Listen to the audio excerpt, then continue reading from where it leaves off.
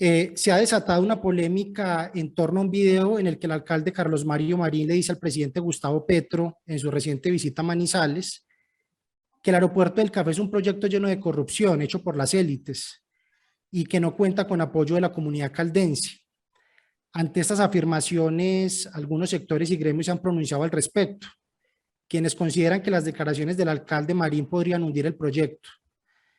En la intervención del primer mandatario en el Consejo Regional, Petro manifestó que el futuro de Aerocafé no dependía de su decisión, sino de la voluntad de los caldenses, invitando de alguna manera a los manizaleños a construir consensos en torno a los proyectos a priorizar en el Plan Nacional de Desarrollo durante los próximos 4 años de gobierno. En el episodio de hoy, para hablar sobre esta polémica, tendremos como invitados al exgerente de Aerocafé, Bruno Seid del Arango, y al diputado en la Asamblea Departamental de Caldas, Camilo Gaviria Gutiérrez. El doctor Bruno Seidel es economista empresarial de la Universidad Autónoma de Manizales.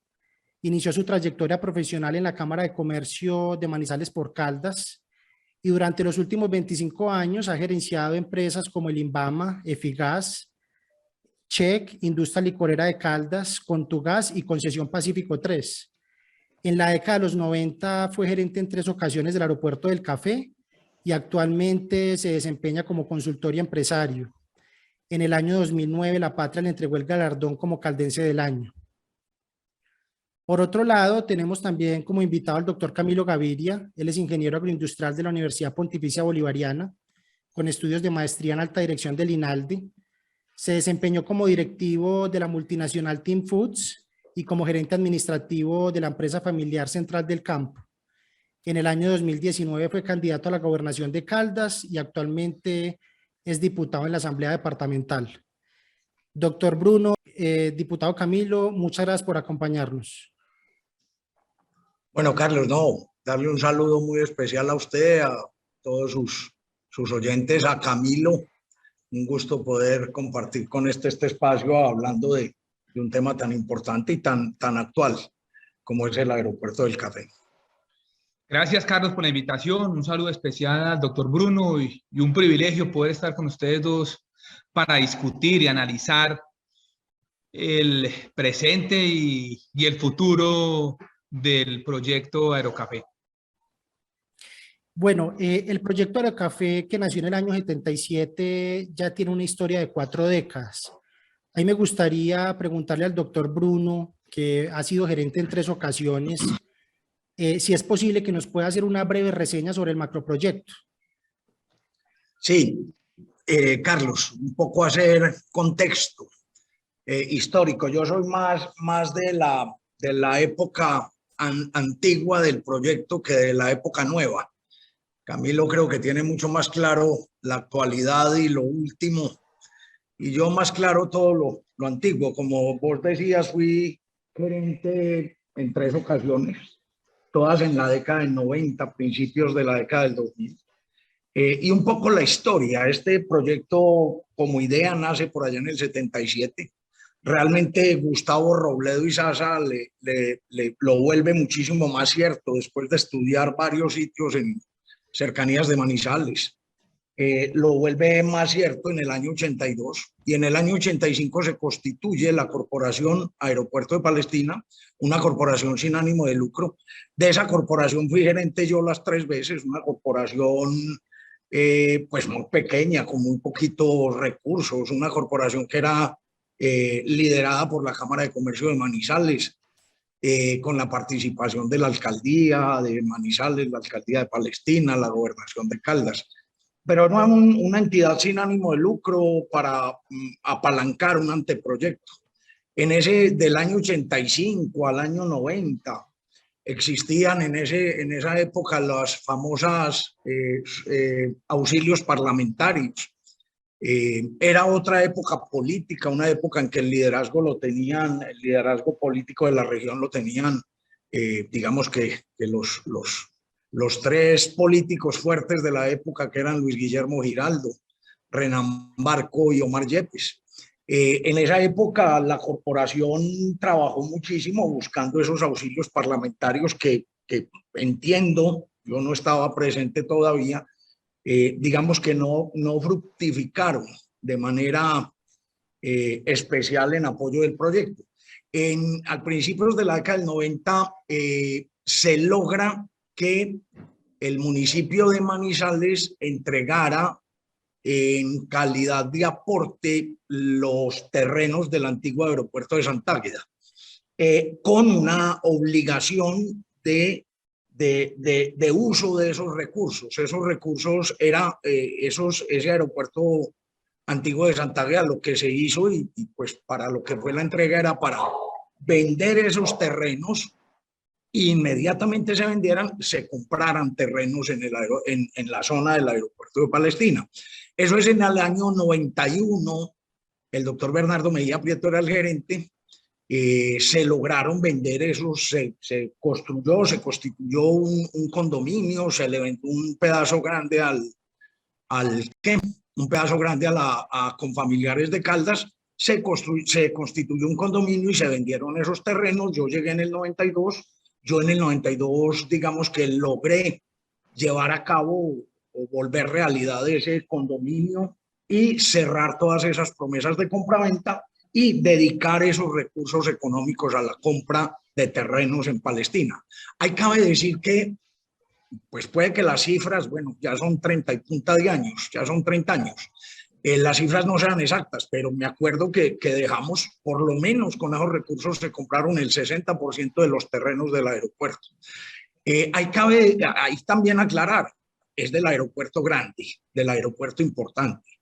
Yo soy un absoluto convencido de ese proyecto, porque ese proyecto es una bendición de Dios. Ese es un proyecto técnicamente muy extraño que se pueda realizar en una zona como la nuestra, que es una zona andina. Construir una pista de 3.600 metros de 3.600 metros de pista a 1.500 metros sobre el nivel del mar, sin ninguna altura igual en la cabecera norte, que es la cabecera principal de despegue de los equipos. En 34 kilómetros no hay una altura igual. Un aeropuerto de unas condiciones absolutamente diferenciales, absolutamente competitivas, ubicado a 27 kilómetros del Parque Bolívar de Manizales y a 28 del Parque Bolívar de Pereira, ubicado en toda la mitad de Río Negro y Palma Seca. Un aeropuerto, de verdad, yo soy un convencido que es un aeropuerto extrañamente existente por sus bondades. Ese aeropuerto siempre fue pensado para hacer una alternativa económica, para cambiar la vocación económica del territorio nuestro, ahora pues que está tan de moda la palabra territorio. Hace 30 años esto era puro café. Entonces lo que se hablaba era, venga, nosotros con un aeropuerto de estas características estamos a 5 horas de los mercados internacionales de Nueva York. Yo la semana pasada oí una experiencia en el Huila, cerca a Neiva, están sacando trucha y la ponen en las mesas de Nueva York al otro día. Y eso que no tienen unos aeropuertos de esta calidad, los tienen que subir hasta Bogotá. Ese aeropuerto es para eso, ese aeropuerto es para cambiar la vocación económica de la región y dar alternativas.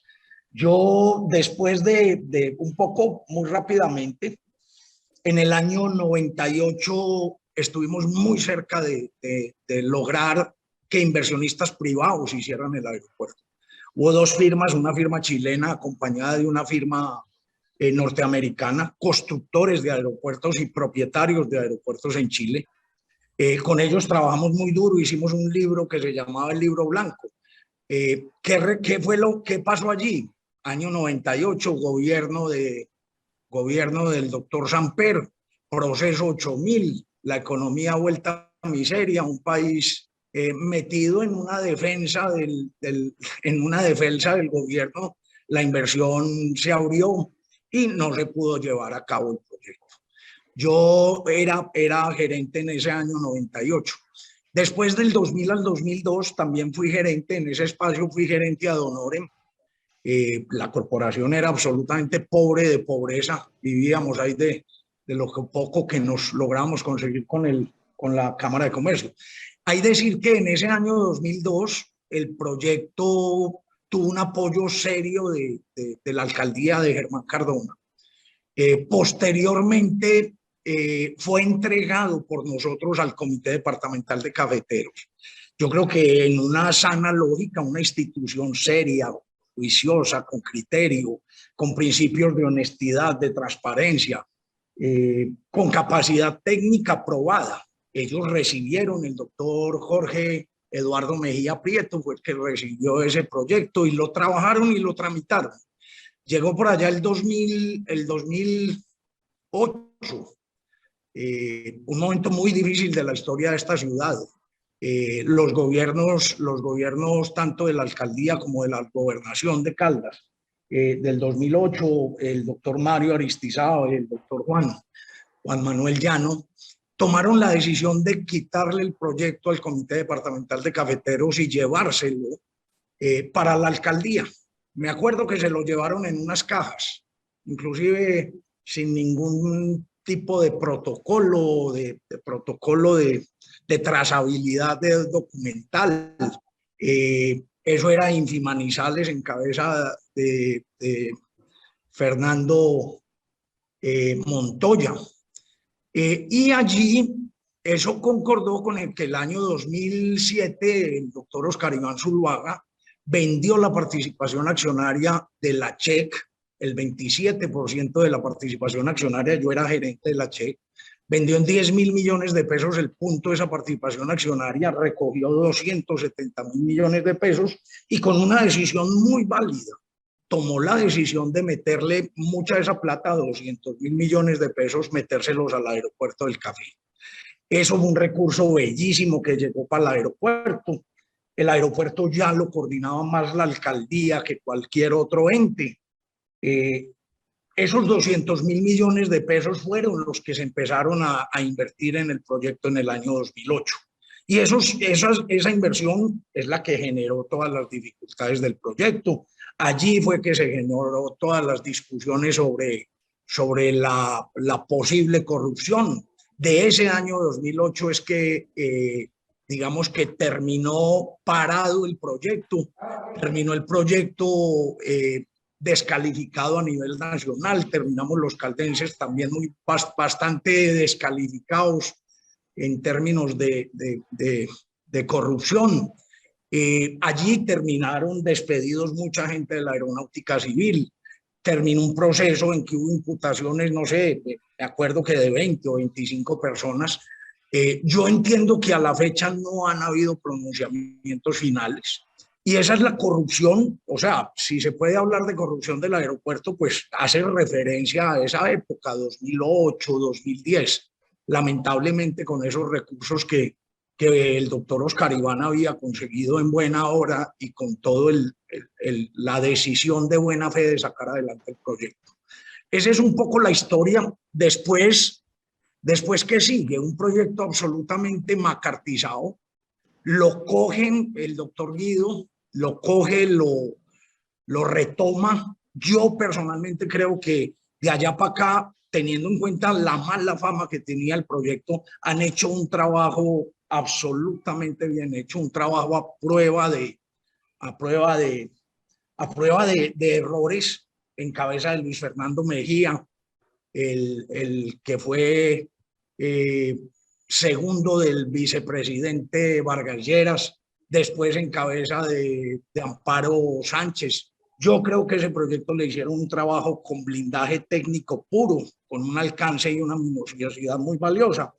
Y pasaron ya a la época de Carlos Felipe Mejía, que consiguió los recursos, el presidente Duque, que fue un trabajo admirable del senador Mejía, consiguió los recursos para el aeropuerto.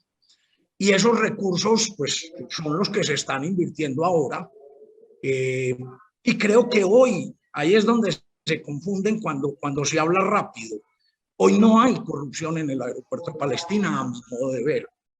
Hoy lo que hay es un proyecto muy, muy detallado técnicamente, creo personalmente que muy bien elaborado y un contratista que ganó el contrato, lo incumplió, se lo declararon caduco, ¿cierto? Por una labor absolutamente clara de la interventoría, que lo tiene que hacer. Entonces, para mí, la corrupción es el de hace 14 años en este proyecto. Ahora, a mi mover, no hay. Esa es la historia para mí, Carlos, y me da pena haber sido tan extenso. Diputado Camilo, teniendo en cuenta lo que nos manifiesta el doctor Bruno, después de esa larga espera para tener el aval del gobierno nacional y lograr el cierre financiero del proyecto, se adjudican las obras de explanación a OHLA por valor de 141.000 millones de pesos, quienes ganaron la convocatoria abierta con una oferta inferior en 7.000 millones. ¿Considera usted que fue oportuna la adjudicación de dicha obra a la firma española, quienes desde un principio generaron dudas y cuestionamientos ante las malas prácticas e incumplimientos en países como México y España? Yo coincido con el doctor Bruno en que este proyecto es una gran necesidad para la región. Y me alegra que él diga que desde el principio se estaba hablando de una pista de 3.700 metros. Ahora, más tarde, de pronto el doctor Bruno nos cuenta en qué momento, si a él le tocó, se desvió ese propósito de 3.700 para llegar a un proyecto de una pista petit, que es el traslado de la Nubia. Que inclusive también, doctor Bruno, le dejo una pregunta que de pronto usted, yo no estaba en quinto de primaria como el alcalde, pero yo estaba por ahí en décimo. Yo no estoy tan viejo, Camilo. Yo estaba por ahí en décimo y algo me tocó de la historia. Además que me crié al lado del aeropuerto de Santaglia y me tocó verlo cerrar. Así como también nos tocó estudiar en la historia cómo acabaron los ferrocarriles en este país, cómo cerraron el aeropuerto de Santaglia, que inclusive tenía una pista más larga que de la Nubia, y que hoy nos dicen que era porque era peligroso el aeropuerto de Santaglia, aunque acuérdense que ahí aterrizaba el capitán Betamax y de noche y todo y no pasaba nada. Pero la pregunta es, nos fuimos para un aeropuerto peor, que era que el de Santaglia. ¿Por qué cerramos el aeropuerto de Santaglia? Esa es una pregunta histórica que de pronto, si usted nos la puede contar, sería bien interesante. En lo que yo sí no coincido con el doctor Bruno es que si todo se hubiera hecho bien en esta última temporada, pues si todo se hubiera hecho bien, el aeropuerto estuviera ejecutado.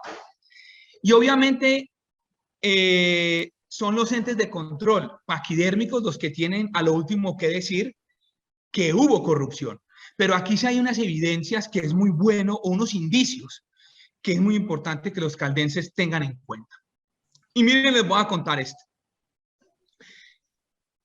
El señor Francisco Cruz Prada fue el penúltimo gerente de Aeropalestina, de esa antes, digamos, no de esta nueva era. Y ya sabemos todas las anomalías, todos los casos. Al fin y al cabo, pues allá se enterraron 200.000 millones de pesos y allá están.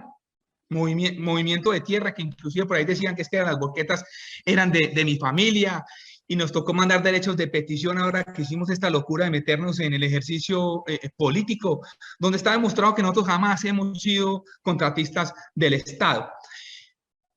Ese fue el penúltimo, con el escándalo que hubo. Y el último gerente fue el señor, que usted lo mencionó ahora, el señor Mejía. Sí, exactamente. Jorge Mejía, ¿cierto? No, Luis Fernando Mejía. Luis Fernando Mejía Prieto. ¿Listo? No, Gómez. Es distinto a Jorge Eduardo Mejía Prieto. Bueno. Luis Fernando Mejía Gómez es un ingeniero que fue el segundo de Vargas Lleras. De Vargas Lleras, sí, señor. Sí, señor, listo. Entonces, él fue el último. Y ustedes dirán, venga, pero ¿y eso qué tiene que ver? Pues resulta que a él también se le cayeron unos terraplenes. Porque recuerden que en ese momento lo que dijeron es, oiga, hay que construir terraplenes, hay que meterle tierra al asunto. Y a él ya le habían dicho, pare de hacer ejecución, y se le cayó el último terraplén. Y ahí creo que iban más de 10.000 millones de pesos que se perdieron en esa época. Y empieza lo que yo todavía digo, si eso no es corrupción, es estupidez. Y déjenme contarles esta historia a todos los caldenses. En el año 2017 sale un documento de la Aerocivil, y recuerden que nosotros tuvimos dos ministros de transporte, Germán Cardona y Jorge Eduardo Rojas, y un documento en el gobierno Santos donde ese estudio decía, mire, una pista pequeña es insostenible, social y económicamente. Y además ese documento, que es público, ya decía los inconvenientes técnicos que había, que se podía hacer, pero el costo de ese aeropuerto, porque en ingeniería todo se puede hacer. Por eso muchos decían, vea, allá lo que hay que hacer es un viaducto, porque algunos mencionaban en esos estudios lo que había advertido el ingeniero Fabio Jaramillo, de toda la tierra volcánica, que seguramente el doctor Bruno lo debe saber más en detalle, pero que se puede hacer, se puede hacer. Entonces, ese documento creo que es válido para la discusión. Venga, ¿por qué se empieza a hacer ese aeropuerto por obra pública cuando el propio Germán Cardona, siendo ministro de Transporte, le dice a Guido Echeverry, doctor Guido, si vamos a hacer ese aeropuerto, porque acuérdense que se lo llevaron para la Aerocivil para poder que eso lo pudieran destrabar, porque Germán Cardona ayudó en la última versión, no cuando era alcalde, sino cuando fue ministro, a destrabar el proyecto. Se lo llevó para Aerocivil y le dijo al doctor Guido, a Guido Echeverry, gobernador de Caldas, le dijo, mire, hagan esto por concesión porque no sabemos cuánto va a costar. Además, hay compañías interesadas, que coincide con lo que dijo el doctor Bruno del año 1998 por todas las bondades que tiene el terraplén y la ubicación de Palestina. El alcalde, el ministro le dice eso al gobernador, pero oh, sorpresa, años después, gana la gobernación el señor Luis Carlos Velázquez. Y yo a Luis Carlos Velázquez, la única llamada que le he hecho fue para advertirle de los riesgos y de la posibilidad de hacer eso por concesión y no por obra pública. Yo personalmente le dije al señor Carlos Felipe Mejía, siendo candidato a la gobernación, Carlos Felipe, esto hay que buscar la forma de hacerlo por concesión. Los riesgos por obra pública son inmensos. Y me contestó en campaña, y esa fue la molestia del Centro Democrático conmigo, porque decían que es que yo estaba en contra del aeropuerto, y les dije, no, venga, es que son cosas totalmente muy distintas, porque locura es esperar resultados diferentes haciendo lo mismo. Y lo mismo se lo dije al presidente Duque siendo candidato. Doctor Iván, esto hay que hacerlo por concesión. Hombre, ganan la gobernación y el presidente Duque, Carlos Felipe Mejía y Luis Carlos Velázquez cierran filas para hacer esto por obra pública a como diera lugar. Pero es que la historia no termina ahí. El señor Francisco Cruz Prat, el que fue el de la debacle, que la Contraloría lo sacan limpio años después, pero es que ahí están los hechos tosudos, lo nombran viceministro del Medio Ambiente. Pero fuera de eso, como las nóminas malas hay que volverlas otra vez a contratar, al señor Luis Fernando Mejía lo nombran como el primer gerente del patrimonio autónomo, donde ellos deciden mandar la plata para un patrimonio autónomo, que eso tiene unas ventajas, pero también unos cuestionamientos, porque también querían evadir la ley 80. Entonces, al último gerente que se le cayeron los terraplenes, lo nombran como gerente del patrimonio autónomo. Pero la cosa no para ahí. Hacen una licitación donde se advirtió desde el principio que los precios de referencia estaban demasiado bajos. Ya se sabía que los 141.000 millones o los precios que pusieron de referencia, el que se ganara la licitación no iba a ser capaz de cumplir. Por eso se presentaron tan pocos oferentes, que creo en últimas terminaron dos, y en últimas terminó solamente OHL, que no se bajó 7.000 millones de pesos, se bajó 7.500 millones de pesos de los precios de referencia. Pero adicionalmente les voy a contar una cosa. Ya de entrada se sabía las pilatunas de OHL. Ellos sabían lo que estaban dispuestos en el tema de OHL. Habían 23 compañías, como yo lo mostré en un derecho de petición, que me respondieron, 23 compañías interesadas en hacer ese aeropuerto vía concesión, pero ellos dijeron, hay que hacer obra pública como sea. Entonces, si eso no es corrupción, si es estupidez. Y ahí tiene que haber algo raro. Y además recuerden, algo que no se ha dicho, el tema de la interventoría. hay que revisar qué pasaron con las interventorías. Se la ganó una interventoría, esa interventoría tuvo presiones, después se la dieron a otra que dicen que era el aliado de OHL, eso lo demandan y cayó afortunadamente en manos de una tercera empresa de interventoría que en mi concepto ha hecho bien su trabajo. Entonces acá no nos vengan a decir que es que, y ahí sí difiero de la percepción y del sentimiento de Bruno de que todo está muy bien, porque es que, miren, corrupción no es solamente que a usted lo cojan robándose la plata como el tema de Petro con las bolsas, no. Corrupción también es usted hacer las cosas mal, con improvisación, con falta de planeación y fuera de eso, volver a hacer las cosas mal desde el principio cuando se sabían los riesgos. Y ahora hablaremos de los estudios técnicos porque yo todavía no me trago el cuento de que todos los estudios técnicos están y ahora hablaremos de la demanda que tenemos en el tribunal de arbitramiento. Entonces, yo creo que hay mucha tela para cortar, pero para volver monotemático y para dejar más temas, ahí termino esta primera intervención. Doctor Bruno, ¿quiere decirle algo al diputado? No, yo creo que pues seguimos en la conversación. Yo quiero simplemente como decir varias cosas. Yo, ahí lo dije de entrada, yo pues digamos que no tengo la información tan detallada que puede tener, que tiene Camilo como diputado en los últimos años, en los sucesos de los últimos años, además en su rol de oposición en el departamento. Eso lo decía al principio, yo pues seguramente no tengo esa precisión, esa información. Camilo le ha dedicado demasiado tiempo a ese tema.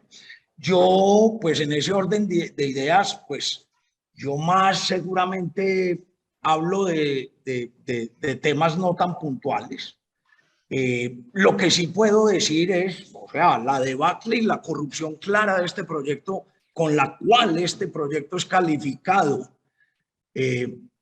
uno de los proyectos más cuestionados del país. Esto es pues un hermanito menor del Guavio, ¿cierto? Que yo creo que eso es exagerado. Es del año 2008. Es del año 2008, ahí es la corrupción grande de este proyecto y Camilo mismo lo manifiesta. Obviamente, pues corrupción son muchas cosas. Esa fue, digamos que la califiquemos de recontracorrupción. Y Camilo habla del personaje, Francisco Cruz, y Camilo tiene claro que son los 200.000 millones de pesos que trajo el doctor Oscar Iván. Y bueno, toda esa realidad. De ahí para abajo, yo, pues mi percepción, eso tiene también, Camilo, cosas que ver. Es que cuando usted deja una obra, a ver, me voy a devolver un poquito más atrás. Este aeropuerto que hoy, yo lo decía la semana pasada, yo estoy feliz que todo el mundo está alineado con el proyecto. Esto es una maravilla. Yo le digo pues que a ese alcalde va a haber que prenderle velas y hacerle una estatua en la entrada del aeropuerto. Nos puso a todos de acuerdo, cartas de todos los gremios. Vea, vi una carta de los sindicatos apoyando el proyecto del aeropuerto de Palestina. Yo no había visto tanto consenso, ¿cierto? Que creo que es sobresaliente. Este aeropuerto nació en una característica nuestra que es en unas peleas, en unas diferencias, en que habían enemigos de carrera del proyecto, en que habían muchas dudas técnicas, siempre hubo una discusión técnica muy fuerte con el doctor, liderada pues por el doctor Fabio Jaramillo, un señor ingeniero, ¿cierto? Pero al otro lado habían otros señores ingenieros y nunca hubo acuerdos. Y todo eso entonces hizo que esto se alargara y se alargara y se alargara y ya vaya a cumplir 50 años. Siempre la discusión tenía que ver con eso que pasó en el tema que llamamos corrupción, pero que también hay que desagregarlo, Camilo. La discusión era que las cenizas volcánicas no eran capaces de soportar el aeropuerto porque ellas no se consolidaban y eran muy plásticas. Bueno, eso tenía todos los nombres de ingeniería. Y esa era la posición de Fabio, ¿cierto? Y eso se consolidó como un hecho. Empezaron a mover las tierras, el diseño era hecho con unos terraplenes en tierra, con un sistema que inclusive la autopista del café tiene mucho, que es un sistema con unas telas especiales y haciendo unos sándwiches que van subiendo el terraplén. Quedó claro que eso no funcionó técnicamente y eso es una discusión técnica. Y entonces ahí fue la debacle que se juntó en el 2008, Camilo, a mi modo de ver, es mi percepción. Primero se juntó que los diseños que se tenían, que se estaban haciendo, no fueron óptimos porque esos terrenos nos consolidaron. Entonces había que hacer otros diseños. Y los otros diseños que fue los que hicieron, que son los diseños en viaducto, como vos lo llamás, en 2 o 3 viaductos muy importantes, en los sitios más donde había más llenos que hacer, se entraron a hacer. Ahí hay un elemento que yo siempre me he cuestionado. En el 2008, con todo el escándalo, o 2009, dejaron eso a agua y sol. Ahí lo dejaron tirado a agua y sol. Y pasó un invierno, y pasó 2 inviernos, y pasó 3 inviernos. Y eso tirado a agua y sol, pues eso no está hecho para dejar una obra inconclusa tirada a agua y sol. Y eso siguió deteriorándose y siguió dañándose.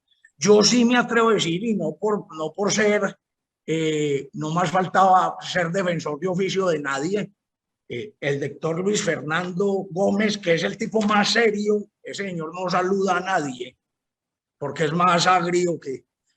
Luis Fernando hizo un trabajo técnico absolutamente claro, recibiendo una papa caliente de un proyecto absolutamente cuestionado que llevaba 4 o 5 años tirado al aire, deteriorado, agua Dios misericordia, afectado todos esos taludes, y se meten a hacer unos diseños, para mí, unos diseños muy bien hechos, muy bien estructurados, unos diseños a prueba, ya conociendo la realidad, entonces diseñándolos como viaductos.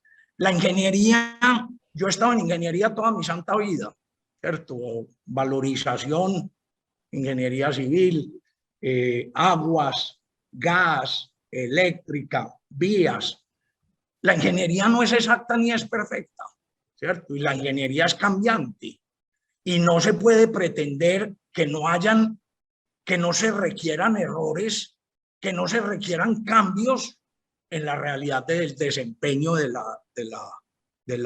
las obras. Yo el mejor ejemplo pongo Ituango, que también lo vivo. Yo fui parte de la junta directiva de uno de los Ituangos, no el Ituango constructor, sino el otro Ituango.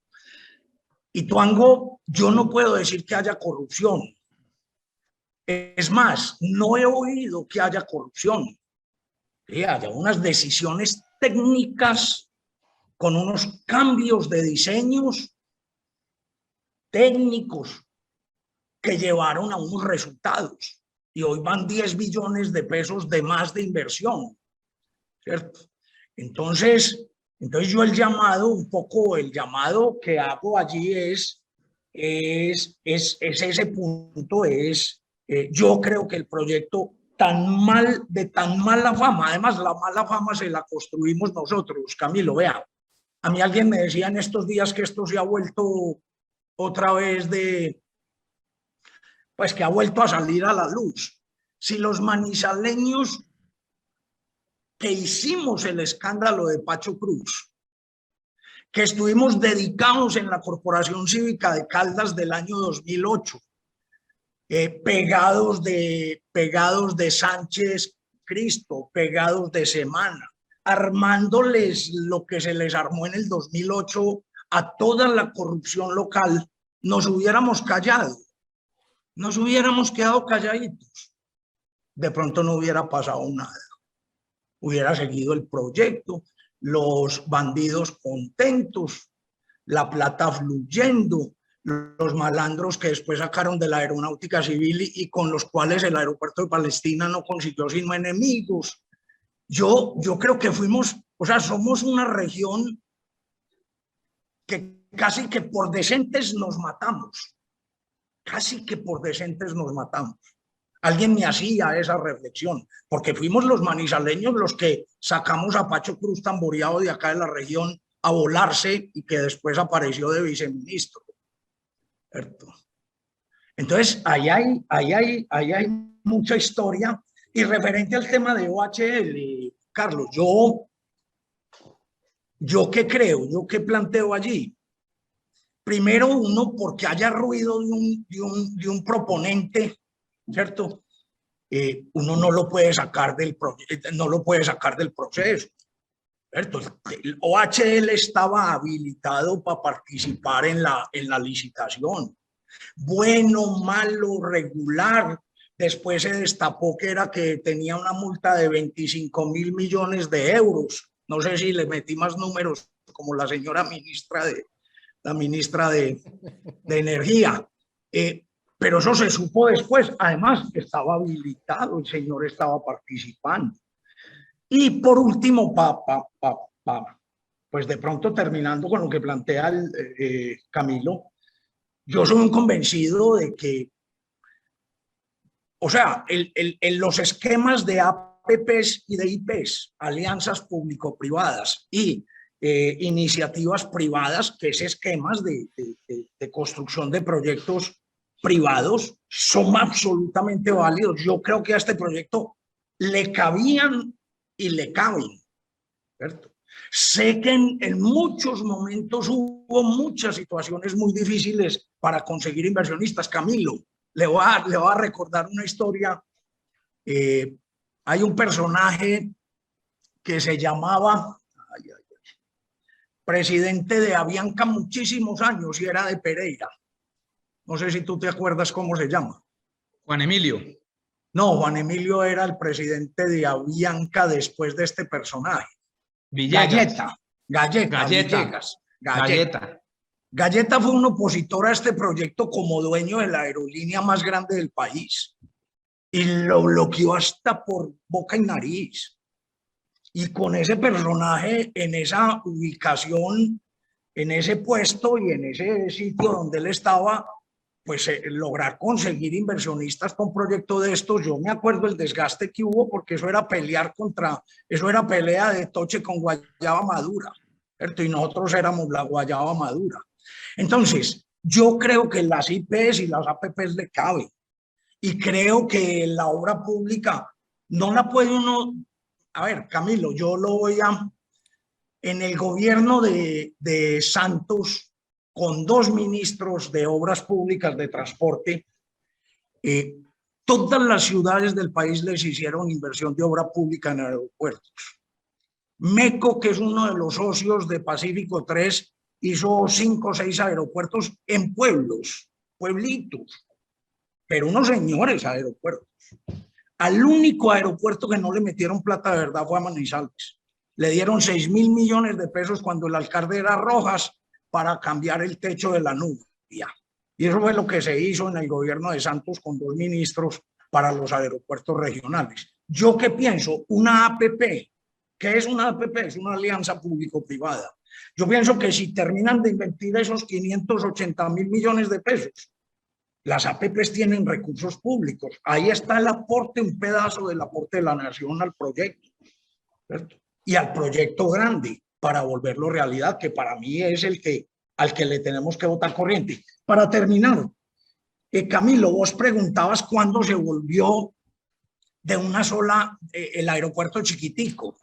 Vea, en el año 90 la pelea que teníamos en el proyecto, las personas, Zafón, el doctor Gilberto, el doctor Federico, el doctor Felipe Calderón, que siempre fueron los que empujaron esta maleta, era tirarle al aeropuerto grande o tirarle a fases. Nosotros nos la jugamos por el aeropuerto grande. Yo hoy pensaría que si lo hubiéramos arrancado en el 90 por fases, es que acuérdese que para llegar a general hay que pasar por sargento. Entonces uno en la historia, yo creo que esas fases, si la finalidad es construir el del 3600, bienvenidas, bienvenidas. Entonces, eso era un poco el planteamiento, Carlos. Bueno, sobre el valor del contrato por 141.000 millones, se realizó un anticipo por 42.000 millones de pesos, de los cuales se han girado 16.000.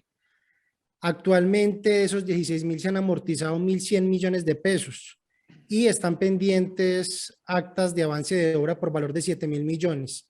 ¿Creen ustedes que están a salvo los recursos de la obra pese a los incumplimientos presentados por el contratista? Vea, Carlos, lo que pasa es que, a ver, la respuesta, digamos, técnica es sí, la plata está en la fiducia y de alguna manera eso ayuda a que solo en la medida que hayan avances en la obra se le va desembolsando al contratista. Lo que pasa es que aquí tenemos problemas más graves, porque en últimas acá lo que necesitamos es, como digo yo, ser humildes y ambiciosos y no tímidos y arrogantes para buscar soluciones audaces al problema en el que estamos. Y mi tesis es que como están abordando nuevamente el problema y por ende la solución, no vamos a tener aeropuerto ni siquiera en pista pequeña. Y por eso déjeme dejar algunas preguntas acá. Mire, este señor, Luis Fernando Mejía, recibe el puesto en patrimonio autónomo, adjudica y a los 6 meses renuncia. Y se va el cargo que después de renunciar, a los 6 meses que renunció a adjudicar el contrato OHL de 141 millones de pesos, lo nombran en la Contraloría General, en el tema de infraestructura, que para el tema de Aerocafé ponen a otro compañero de él para poder actuar. Llega el general Cárdenas, y el general Cárdenas, con quien tuve bastantes diferencias, pero eso ayudó a destapar todo lo que ha salido, porque el general Cárdenas, en medio de las diferencias que teníamos, porque estamos él haciendo su trabajo, yo mi trabajo, a lo último salimos coincidiendo en los problemas que tenía OHL. Y el general Cárdenas empieza a destapar los incumplimientos de OHL. Y a él lo sacan por hacer su trabajo. Y a él lo sacan por hacer su trabajo, que después, un mes antes, sacan al del Aerocivil.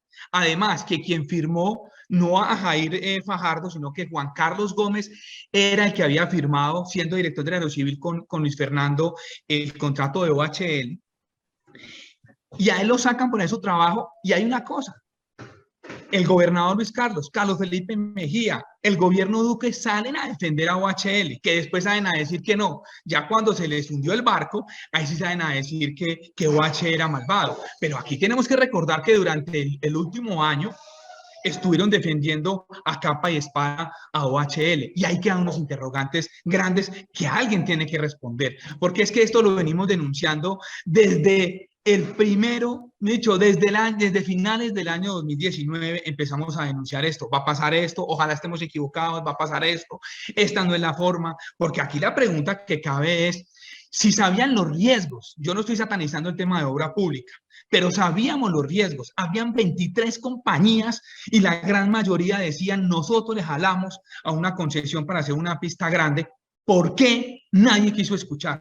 Mire, voy a contar, y no voy a contar el nombre de esa persona porque no tengo autorización, pero una persona, un ex senador, expresidente de partido político, tuve una conversación con él y esa persona me dijo, mío Camilo, mire lo que usted ha dicho y cómo será que me buscó una empresa americana. Estamos hablando que eso fue en el año 2020, antes de firmar, antes de firmar el contrato con OHL, y me dijo, Camilo, me buscó una empresa americana, me buscaron para hacer una pista grande, y me dice él, llamé a la vicepresidenta Marta Lucía Ramírez, llamé al gobierno central para que escucharan esta propuesta, y no quieren escuchar, no quieren hacer nada, todo lo tiene que ser por obra pública. Y me decía él, Camilo, ¿cómo será lo que hay adentro que no quieren escuchar otras alternativas? Entonces, si nuestra tesis no fuera correcta, si el aeropuerto tuviera los recursos, que ahora hablamos del cierre financiero, que no hay cierre financiero, más allá de que nos digan que la plata está cuidada, porque la plata está cuidada, pues sí, la pregunta es si lo que han invertido es acorde a lo que debería ser y a los estudios técnicos. Porque acá ya les digo una cosa, aquí ya en Aerocivil la semana antepasada que vino el ministro Reyes, dijeron que ya mostraban los documentos que tienen 20.000 millones de pesos provisionados para fallos jurídicos. Ellos ya saben que van a perder ese tribunal con OHL porque saben que tienen rabo de paja con el tema de los estudios técnicos. Ojalá esté equivocado, pero los documentos muestran otra cosa. Lo que dice OHL y lo que muestran los mismos documentos de Aerocivil muestran otra cosa. Entonces, aquí sí queda la pregunta es, ¿por qué no quisimos hacer esto por concesión? ¿Qué es lo que pasa? Que nuevamente, hombre, un proyecto, Bruno, que no nos podíamos equivocar, que había que hacer las cosas bien. Esto es como cuando le dicen, cuando usted en el colegio, en la universidad le decían, le voy a repetir el examen. Estas son las preguntas.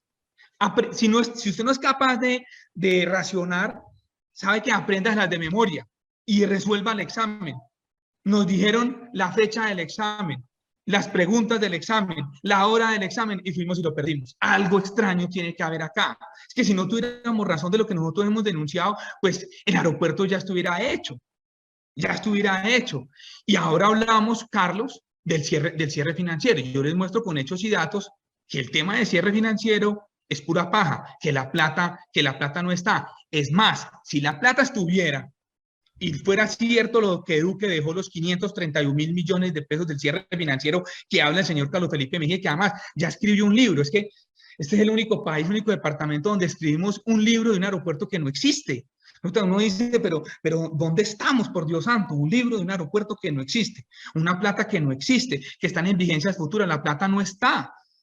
La plata no está. Si ya estuviera la plata, el aeropuerto ya estaría listo y no necesitaríamos la ayuda del señor Gustavo Petro. Entonces, yo creo que aquí sí tenemos que buscar una forma diferente para poder hacer ese aeropuerto, que se puede hacer, pero no de la misma forma que seguimos insistiendo en hacerlo. A propósito del cierre financiero, sí, doctor. Dale, Carlos. No, que a propósito del cierre financiero por 531.000 millones, la Aerocivil dice que se necesitan 125.000 millones más para sacar adelante el proyecto a raíz de los sobrecostos en insumos como el concreto y el acero. El gobierno nacional de esos 125.000 ya aportó 99.000, por lo cual faltarían 26.000 millones más. Yo quisiera preguntarles a ambos, porque ambos han estado de acuerdo en que es necesario construir una pista larga ya, y es, ¿por qué apostarle a la pista de 2.600 metros ya si la etapa 2 costaría cerca de 800.000 millones adicionales para un valor total de 1.2 billones de pesos? ¿Es posible obtener el cierre financiero para construir esa pista de 2.600 metros? Yo, Carlos, vuelvo y reitero, pues, en el rol que veo que Camilo ha hecho con todo juicio de ser la talanquera. Yo amo las contrapartes, porque es que toda parte tiene su contraparte, y si eso no existe, pues lo único que queda, el que tiene el poder está propenso a dedicarse a hacer pendejadas. Entonces, por eso el rol de la oposición es tan importante. Y creo que pues hay información clara, o sea, uno no entendería, y también he oído el tema y lo he oído de otras personas que hoy le están trabajando a sacar un fondo grande de inversiones, a sacar por inversión privada el aeropuerto Santa Ana de Cartago. Estuvieron buscando al aeropuerto del Café y el sentimiento que tienen es que no fueron atendidos, es que le cerraron las puertas. También hacían cuestionamientos en la forma en que dividieron las licitaciones del aeropuerto. Esa primera parte que era movimientos de tierra de 141.000 millones. Ahí hay mucha tela de dónde cortar. Seguramente yo creo que pues si hay inversionistas privados para hacer el proyecto, porque es que el proyecto se vende por sí solo, el proyecto grande. Ese proyecto se vende por sí solo. Uno no entendería por qué están haciendo, por qué no optaron por esa opción con recursos frescos. Yo tampoco macartizo la obra pública, porque es que, y en esto pues un poco a Camilo, Pacífico 3 es una obra que sus fuentes de financiación eran 5.500.000.000.000, 5.500.000.000 en sus 30 años a valor presente. De esos 5.500.000.000, habían 2 billones de vigencias futuras. Y la vigencia futura, pues es una belleza, porque ese es un compromiso del Estado. Ese sí es un cheque bellísimo, ¿cierto? Ese es un cheque de una seguridad plena. Entonces, yo no macartizo la obra pública, obviamente, pero hay preguntas que Camilo hace que alguien las debería explicar. Yo personalmente creo, y Camilo, en esto un poco pegarme de lo que vos decís, yo creo que el proyecto hoy, que hayan parado y le hayan caducado el contrato a OHL por encima de todo lo que hicieron. Acá vino, ¿cómo se llama el presidente, el señor ese, el no sé qué del gobierno de España? Pedro Sánchez.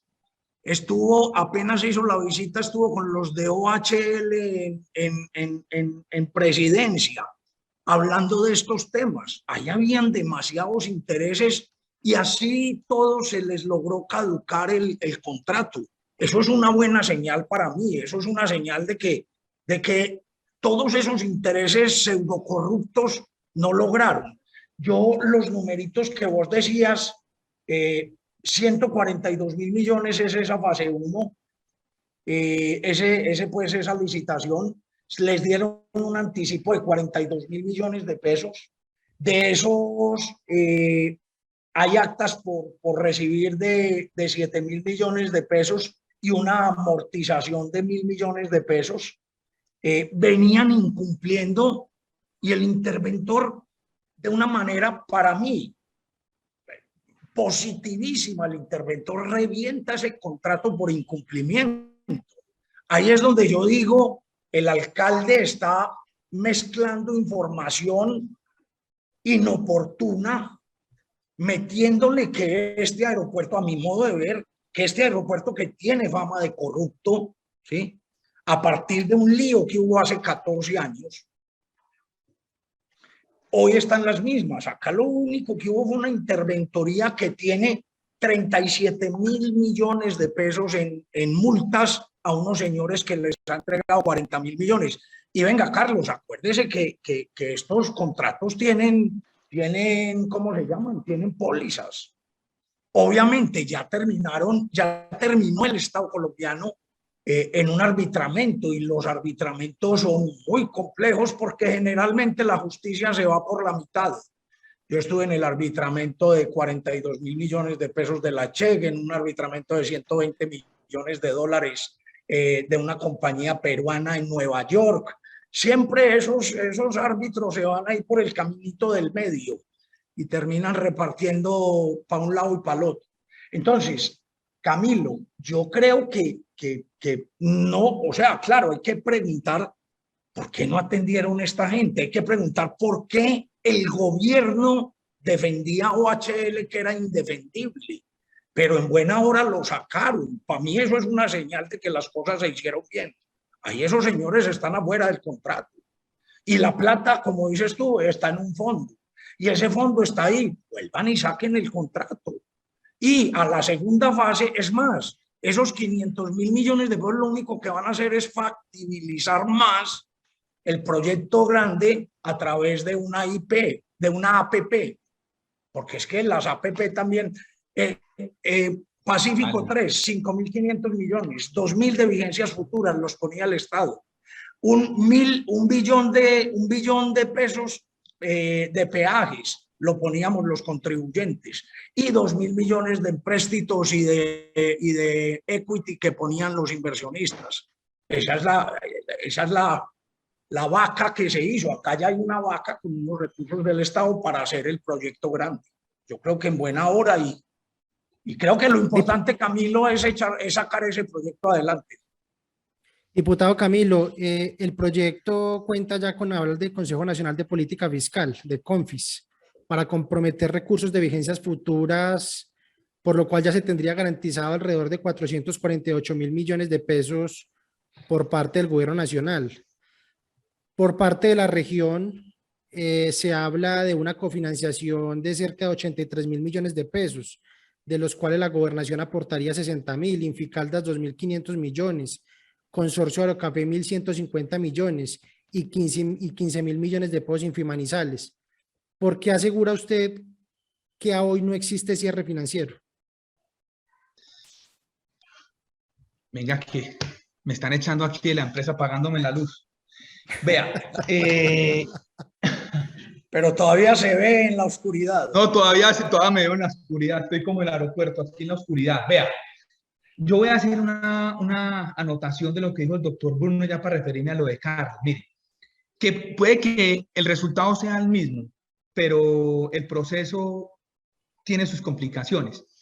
Antes que supuestamente, el contrato nunca lo caducaron, el contrato lo liquidaron, pero la Nación lo liquidó después de que OHL se fue al Tribunal de Arbitramiento. Entonces, OHL se siente agredido, etcétera, etcétera, y va al Tribunal de Arbitramiento, y después, ahí sí a lo último, ya faltando un mes, echan al director del Aerocivil y a todo el mundo, y bueno, y eso puede ser el resultado, a lo último lo mismo, pero hay que esperar que pase el Tribunal de Arbitramiento. Y en el tribunal dirán quién tiene responsabilidad o quiénes tienen responsabilidad. Yo creo que de lo que yo he estudiado, OHL tiene responsabilidad y Aerocafé tiene responsabilidad.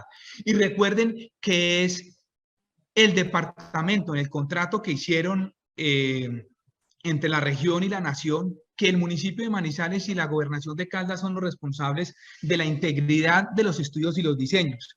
Y ese tribunal, pues esperemos a ver qué nos va a decir. Que el tema del cierre financiero.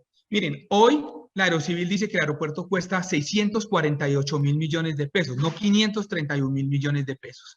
Y la Aerocivil dice que la nación hoy tiene un déficit de 26.116 millones de pesos y la región un déficit de 63.351 millones de pesos. ¿Cuál es mi gran preocupación ya para empezar a buscar soluciones? Es que yo creo que ni siquiera saben cuánto cuesta el aeropuerto. Y yo le decía al señor Juan Martín Villegas, le garantizo que eso va a costar mínimo 300.000 millones de pesos para una pista petit. A mí se me hace que nos va a salir costando 1 billón de pesos y que están corriendo la arruga todos los días para una pista petit. ¿Y por qué el aeropuerto hay que hacerlo grande?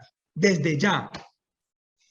Porque es que además no podemos decir, como lo decía el doctor Bruno, pues si esto lo hubiéramos empezado a hacer en la época que él estaba, la realidad y el contexto era otro. Pereira era otro.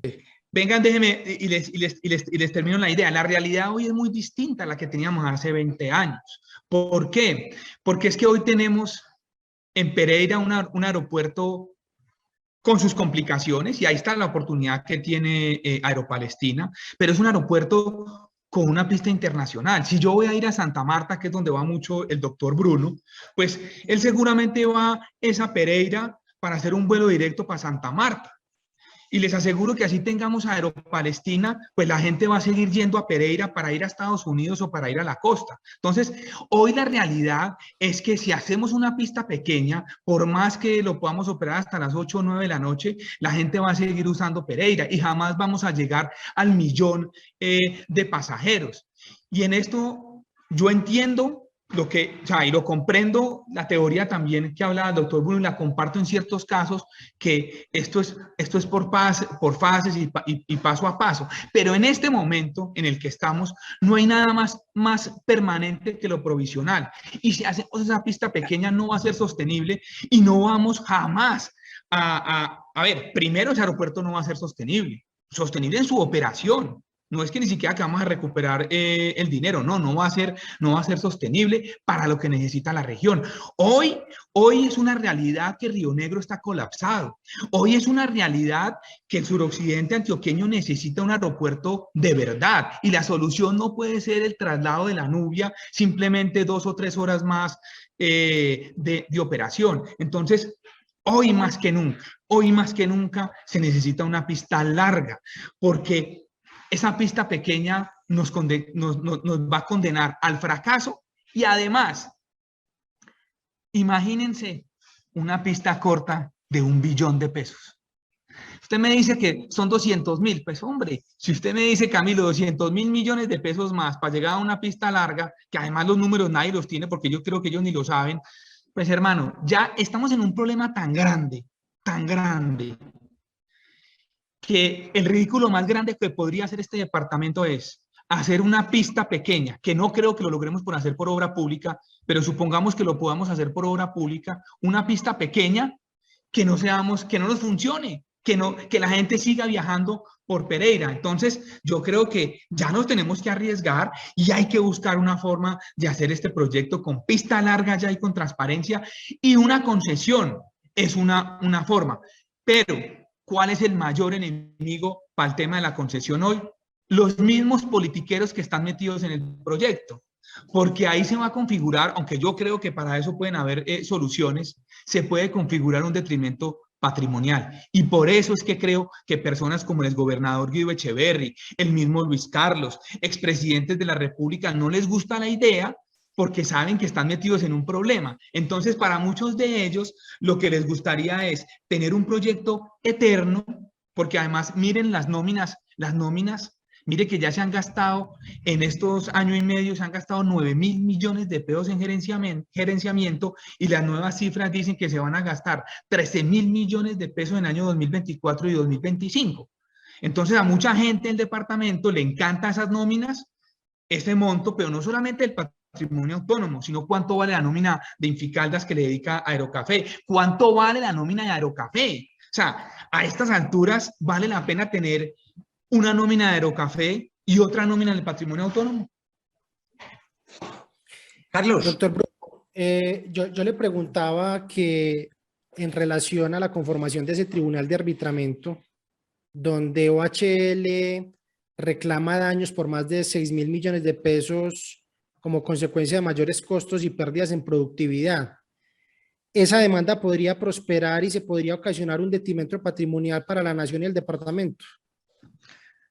A ver, Carlos, yo primero hago algunas precisiones al planteamiento que hace Camilo para pasar al tema del arbitramiento. A ver, lo primero es, yo estoy de acuerdo. A mí cuando yo entendía que era simplemente hacer lo que tú llamas, lo que Camilo llama el petit, a mí me parece que eso no era ni serio, ni económicamente válido, ni eficiente para un país pobre. Las circunstancias, como dice, han cambiado muchísimo. El aeropuerto de Pereira es funcional. No es el aeropuerto, pues no es, digamos que no obedece a la justicia que debería existir, ya no con eficiencia económica, sino con justicia geopolítica, en que la única ciudad que no tiene aeropuerto de este país es Manizales. Y eso también es un elemento que tiene que existir. Yo creo, cuando a mí me explican que esto es un proyecto por etapas, digamos que mucho mejor, Camilo, sin lugar a dudas, el aeropuerto grande de una vez. Yo desde el 90 estaba absolutamente convencido de eso y nos la jugamos por ese lado. Creo que, como dice usted, para llegar al momento de plantear soluciones, creo que hay soluciones hoy para llegar a ese aeropuerto grande a la mayor brevedad, ¿cierto? O sea, es un mix entre la obra pública, que es un aporte público, y llevarlo a una concesión por APP o por IP. O sea, todas las concesiones, el aeropuerto de Pereira lo concesionó el municipio de Pereira. ¿Qué entregó el municipio de Pereira? Un bien público a unos privados para que los próximos 30 años, a partir de una inversión, lo usufructuaran. Acá, yo vuelvo y reitero, una de las opciones es, hombre, venga, terminemos ese proyecto como obra pública, y esa es porque ningún privado, bueno, en la IP sí, pero en las APPs el privado viene condicionando su participación a que haya inversión del público. Entonces eso nos pondría en ese elemento y podríamos hacer un camino a hacer el proyecto integral. Lo segundo que es muy triste, la pelea de Pereira y Manizales. Esa pelea ha sido el desastre para este proyecto. ¿Cómo se llama? ¿Cómo se llama? La cosa de la corona de Pereira con Manizales ha sido siempre el aeropuerto de Pereira, la reina de la corona, porque nosotros no tenemos aeropuerto y ellos sí tienen. Ese ha sido, digamos, que la gran ventaja de Pereira. Yo acabo de venir de 2 años de gerenciar la segunda empresa más grande de Risaralda, que es Buscar. Conozco la gente de Pereira, conozco los líderes de Pereira, y en la historia hay mucho dolor, y ese dolor se ve reflejado particularmente en el tema del aeropuerto, llevándonos a que todos perdemos, ¿cierto? Si ese petit aeropuerto no es un camino hacia el gran aeropuerto regional, pues es una irresponsabilidad histórica en términos de planeación de país. Ahora, es responsable con una ciudad que no, pues que queda descubierta y cada vez más alejada de las conexiones, así sean para ir a Bogotá, porque es que el aeropuerto de la Nubia es obsoleto, peligrosísimo, bueno, tiene todos los elementos. Entonces, yo creo que esa pelea, en últimas, cuando se haga el aeropuerto grande, yo le decía a bueno, lamentablemente en Pereira licitaron y entregaron ese aeropuerto en concesión en 30 años. Yo no sé, o 30 o 20 años, yo no sé el día que se haga este aeropuerto. En últimas, ¿quién define cuál va a funcionar? Las fuerzas del mercado. Y si yo soy dueño de una aerolínea, yo me parqueo donde me funcione mejor. Y si yo me parqueo en Palestina y tengo 1,5 millones de marranos, me perdonen el término, 1,5 millones de clientes, pues me parqueo ahí porque lleno el avión más fácil que parqueado en Pereira. Entonces, las condiciones del mercado son las que van a dirimir el conflicto. Yo, un poco, Carlos, sobre el tema del arbitramiento. A ver, yo lo que primero valoro es que por encima de los intereses políticos, y Camilo, voy a traducir lo que Camilo dice, y politiqueros, de ponerse a defender a un contratista incumplido, ganó la sensatez técnica de terminar un contrato. No sé si caducidad o terminación. El caso es que OHL salió tamboreado del proyecto. ¿Por qué? Por incumplido, según un criterio técnico. Eso van a un arbitramiento. Si un abogado, Carlos, le dice a uno que le asegura más del 50% de probabilidad de ganar un pleito, no lo contrate porque le está echando cuentos, ¿cierto? O sea, que tiene probabilidades claro, ese arbitramiento. Y por mi experiencia, lo duro de los arbitramentos es que los árbitros generalmente se van por la mitad y le cascan al uno y le cascan al otro y van haciendo como se van haciendo pasitos. Yo creo que seguramente eso termina en una trifulca jurídica con cualquier contratista de este tamaño, incluso contratistas como los de concesiones. Siempre tienen más abogados que ingenieros. Entonces, yo creo que esa pelea se va a dar. Me parece que es un monto el que están reclamando, un monto irrisorio para un proyecto de estas características. Yo quisiera decir otra cosa en el cierre financiero. Esos 130.000 millones de dólares que hablan que hacen falta ahora, hombre, yo sí llamo a la prudencia. porque es que esos no son un aparecido. O sea, es un hecho relevante el cambio del 2020 a hoy en los costos. Y es un hecho relevante, visible, conocido, que el acero ya es otra cosa, que el concreto es otra cosa. Eso para mí, también meterle ese ruido como sobrecosto, como que un mal presupuesto, eso no es justo con el proyecto. Esos 130.000 o 150.000 es mayor valor de la obra por las condiciones del mundo y del mercado. Entonces me parece que ahí también es invitar a ser muy cuidadosos. Yo al final, Carlos, ¿qué diría para mí? Atendiendo un poco lo planteado por Camilo de ser humildes y ambiciosos, que me gusta su teoría, en vez de tímidos y arrogantes. Acá hay que buscar soluciones. ¿Yo qué diría? Lo primero, lo importante es el proyecto grande. Válido. Hoy hay un concurso para el Petit y hay un avance para el Petit que no se puede botar a la basura, que no podemos echar para atrás, que no podemos seguir siendo los hazmerreír del país en términos de que a mí en esa época del 2008 me llamaron de La Guajira, Camilo, de La Guajira, a decirme que qué le estaba pasando a los caldenses, que ya éramos más mal reputados que de Sincelejo para abajo.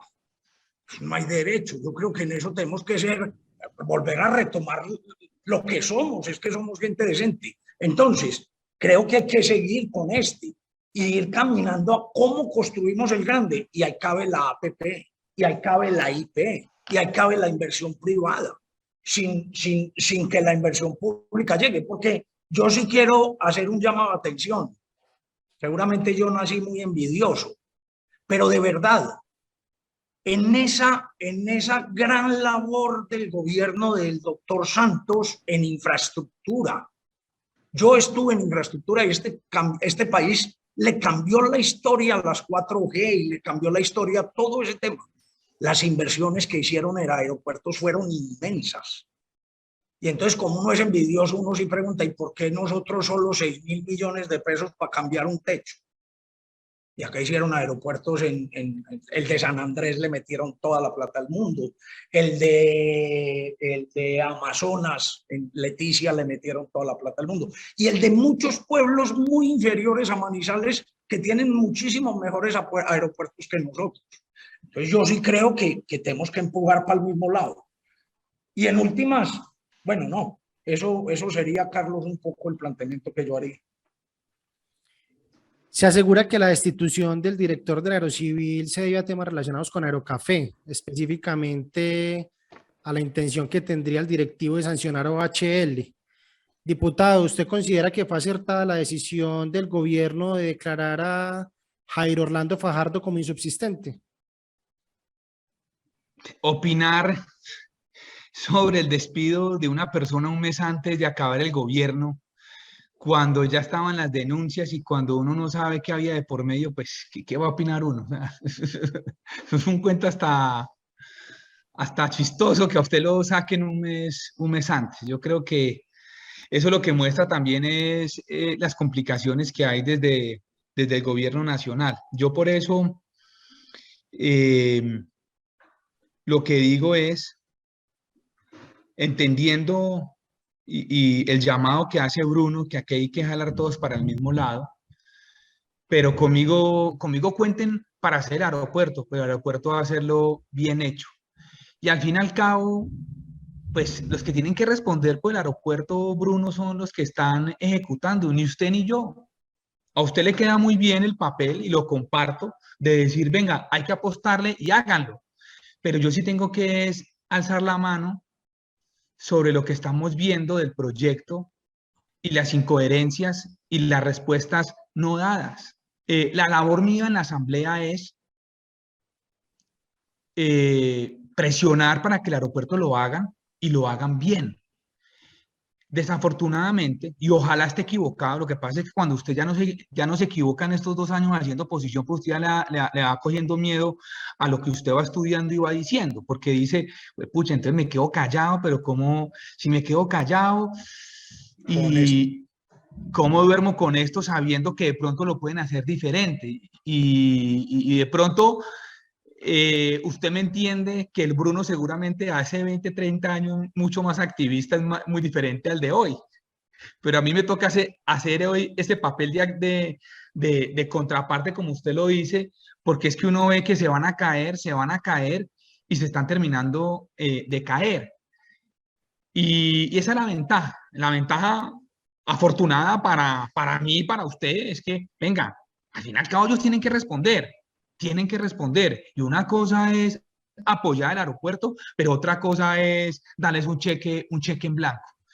Y es muy raro lo que está pasando. O sea, es que yo a veces digo, pucha, ¿cómo hacer para que esto funcione más? Yo soy el más interesado en que eso funcione. Es que yo me acuerdo que en campaña me decían que yo no podía hablar del aeropuerto que porque iba a valorizar las tierras de la familia. Yo tengo un lote cercano a Palestina para hacer un hotel. O sea, vivo al frente, yo vivo en el sector rural, o sea, pero es una lástima como lo están haciendo Bruno y yo ojalá esté equivocado, pero creo que como lo están haciendo, como están insistiendo, no es un tema ni siquiera de cubrir un tema de un sobrecosto. Yo creo que hay cosas más de fondo. Y ojalá esté equivocado y como yo digo, ojalá me calle en la boca haciendo el aeropuerto, así sea Petit, pero ni Petit son capaces de hacerlo por obra pública como lo están haciendo con los problemas que hay. Doctor Bruno, ¿y usted qué opina sobre el retiro del general Gonzalo Cárdenas, gerente de la Unidad de Gestión del Patrimonio Autónomo, quien habría alertado sobre retrasos en la entrega de avances y algunas irregularidades en la licitación del proyecto? Yo, como dice Camilo, pues además, por otro lado, no tengo el acercamiento para haber vivido esas circunstancias. Lo que uno oye y a lo que a uno le huele es que fue un manejo politiquero muy triste, ¿cierto? Era defendiendo a rajatabla a un contratista y por eso sacaron a dos, entiendo, a los dos que vos preguntás, con la gran ventaja de que en últimas perdieron si el interés era proteger al contratista. Y por eso yo digo, si eso es cierto y si lo que yo percibo en el ambiente es cierto, pues entonces, por lo menos en esos elementos, hablar de corrupción del proyecto hoy no cabría. Obviamente, pues yo no me puedo meter en otros temas, en que si el estudio, si el concreto, si el terraplén, pero si a dos señores lo sacan porque querían y tenían la decisión de meter multas en el aeropuerto, lo sacan, meten multas, las meten de todas formas y sacan al contratista que estaba incumplido. Bienvenido sea. Creo que es una muy buena señal. Es una muy buena señal. Yo creo que yo no conozco pues a esos generales y a esa gente, pero pues un poco ese sería como el sentimiento, Carlos. Ya para terminar, ¿ustedes creen que es posible la apertura de nuevas licitaciones que permitan rápidamente el reinicio de las obras? ¿Qué viene de aquí en adelante para el proyecto Aerocafé? Oiga, Bruno, yo ahí tengo una duda, hermano. Usted sí sabe más que yo de eso porque ha trabajado en empresas que contratan con el Estado. Yo tengo una duda y le he preguntado como a varios abogados. Y es, póngale pues cuidado, porque ellos dicen que, y además en el cronograma que pasaron, van a abrir ya licitación. Pero la pregunta es, oiga, si están en el tribunal, ¿qué funcionario se va a atrever a abrir una licitación sin saber el resultado de ese tribunal? Y si eso pues que se puede, o sea que en este país, pues usted sabe que pues, aquí el país del Sagrado Corazón, pero la pregunta que yo le tengo es más allá si se puede o no se puede, es si se debe o no se debe, y cuál sería la implicación para el funcionario que abra una licitación cuando hay un tribunal que usted no sabe qué puede pasar? Y si ahí después a ese funcionario le pueden aplicar un tema de detrimento patrimonial. Yo, Camilo, bueno, yo no soy abogado, sí he sido leguleyo toda la santa vida, pero más por obligación y por riesgo. Vea, Camilo, yo creo que ahí la gran pregunta es en qué estado está el contrato actualmente. Yo lo que entiendo, y no sé si la palabra jurídica es exacta, es que el contrato está terminado entre las partes. Es que el contrato fue caducado, pues es lo que la información que yo tenía. Es que el contrato, y en ese orden de ideas, pues la pelotera sigue por un lado, la pelotera. Pero venga, Bruno, venga, Bruno. Por eso yo le decía que el tema de los tiempos es importante, porque a mí también me ha tocado aprender de derecho por las mismas razones que usted expresó, siendo ingenieros. Y es, venga, si yo el contratista fue a un tribunal, porque es que si lo hubieran caducado, pues la historia sería otra. Además me dicen que no lo podían caducar porque se fueron para el régimen privado y no estaban en la ley 80. Entonces eso no fue caducado. El contratista se acogió al tribunal. Entonces, si yo como privado, me voy a poner los zapatos del privado para saber en qué mundo estamos, porque nadie nos ha querido dar respuesta de eso. Venga, yo me fui como privado al tribunal, ¿cierto? Y después la ministra sale a decir, venga, liquidemos, pero yo ya estoy en el tribunal. Entonces, ¿ahí qué pasa? El Estado puede ir a contratar otra vez y si después fallan, ¿quién va a responder por esa plata? Porque no, es que para mí, Camilo, pues sí estamos elucubrando entre vos y yo, pues, y yo creo que van a soltar la carcajada los administrativistas. Yo creo que tiene que ver con el estatus en que está el contrato actualmente. Para mí, si el contrato está terminado, está caducado, está declarado en incumplimiento, para mí el Estado no tiene ningún problema en volver a sacar la licitación. Es más, para mí tendría la obligación de sacar la licitación. Y entonces, si eso está en esas condiciones, la pelotera jurídica sigue su camino, serán los árbitros quien diga quién tenía la razón y asignarán las culpas. Y ya entonces tiene que responder. Si eso es así, que digamos, como decía un jefe mío, no agrede la lógica, que de pronto sea así, oiga, ¿por qué no están trabajando en este momento en abrir la licitación? Si hay cierre financiero. Yo lo que pensaría, ahí voy a dar una respuesta también, pues, de lo que yo me imagino. Es que el cambio de gobierno le mete mucho ruido.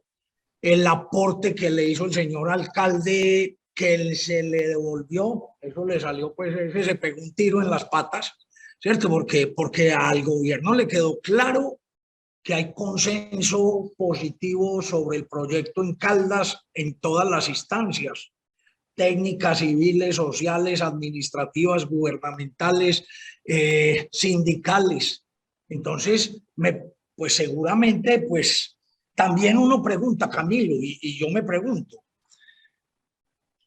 ¿qué estrategia política había en ese telesférico, en esa conversación de ese telesférico, del que grabó esa conversación entre el ministro, el presidente y el alcalde? ¿Qué estrategia era? ¿Era para parar el proyecto, para ganarse esa pseudoplata y esos compromisos que tiene la nación para con este proyecto? Era por ahí leí un artículo hoy de pronto de una intención de algunos políticos de ser los salvadores del proyecto en esta nueva era. Entonces uno no sabe que ahí hay mucha tela de donde cortar, pero lo importante es, para mí, en la respuesta, yo creería que tienen que salir a hacer una nueva convocatoria, una nueva licitación. Y otra cosa, Bruno y Carlos, que para porque dar como además, aquí un tinte. Perdón, dame un espacio, porque vea, este proyecto tiene un problema muy grave. Es que el que no lo haga, mejor dicho, yo me siento hoy de director de la aeronáutica, estoy un mes en la aeronáutica y yo soy el que paro el proyecto. Yo ya estoy metido incurso en un proceso de detrimento patrimonial Así de es. 200.000 millones más 140.000 más. Mejor dicho, el carcelazo es con, voy a decir una animalada, es en la celda con el general Palomino.